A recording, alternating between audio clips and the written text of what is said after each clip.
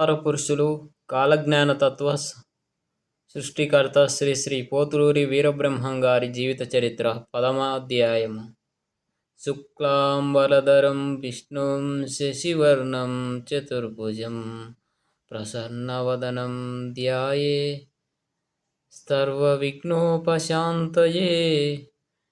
గురు బ్రహ్మ గురు విష్ణు గురుదేవో మహేశ్వరః గురు సాక్షాత్ పరబ్రహ్మ తస్మై శ్రీ గురవే నమః.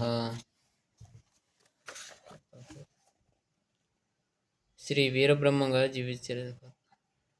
వందే శంభు ముమాపతిం సురగురుం వందే జగత్కారణం వందే పన్నగభూషణం మృగధరం వందే పాశునాం పతిం వందే సూర్య శశాంక వహ్నినయనం వందే ముకుంద ప్రియాం వందే భక్తజనాశ్రయం చ వరదం వందే శివం శంకరం.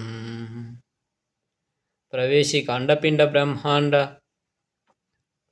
సమలితమైన ఈ విరాట్ విశ్వమునందు సర్వజాతము అని పిలువబడే తూర్పు ముఖముగా మను విశ్వకర్మ అయిన మహాశివుడు ఉద్భవించాడు.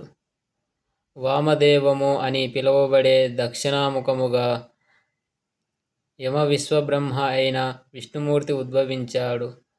అఘోరము అని పిలువబడే పశ్చిమముఖంగా తత్వ విశ్వబ్రహ్మ అయిన చతుర్ముఖ బ్రహ్మ ఉద్భవించాడు.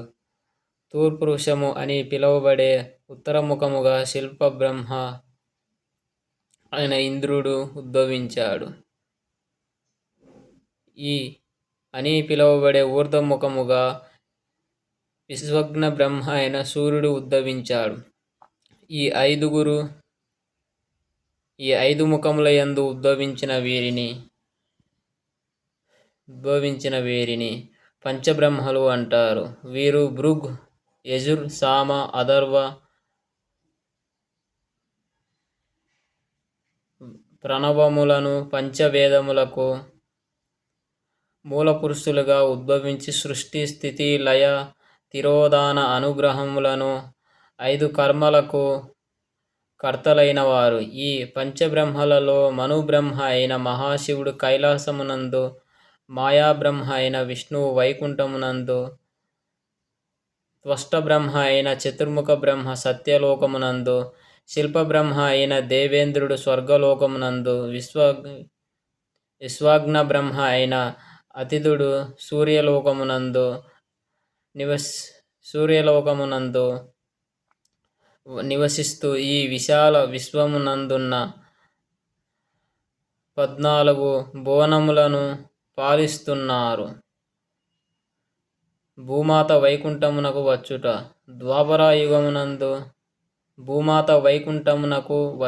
ద్వాపరాయుగమునందు కురుక్షేత్రమునందు శ్రీకృష్ణ భగవానుడు తన భక్తుడైన పార్థునికి గీతాపదేశం చేస్తూ యదా యదా హి ధర్మస్య గ్లానిర్భవతి భారత అభ్యుత్థానమధర్మ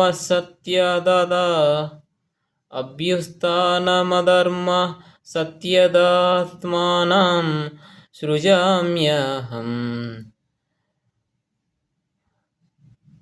భారత, ఎప్పుడు ధర్మమునకు హానియు అధర్మమునకు వృద్ధియు కలుగుచుండునో అప్పుడు నన్ను నేను సృజించుకొందును.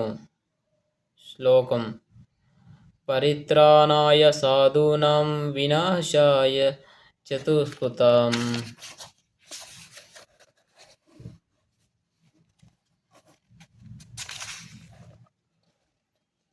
ధర్మ సంస్థాపనార్థాయ సంభవామి యుగే యుగే.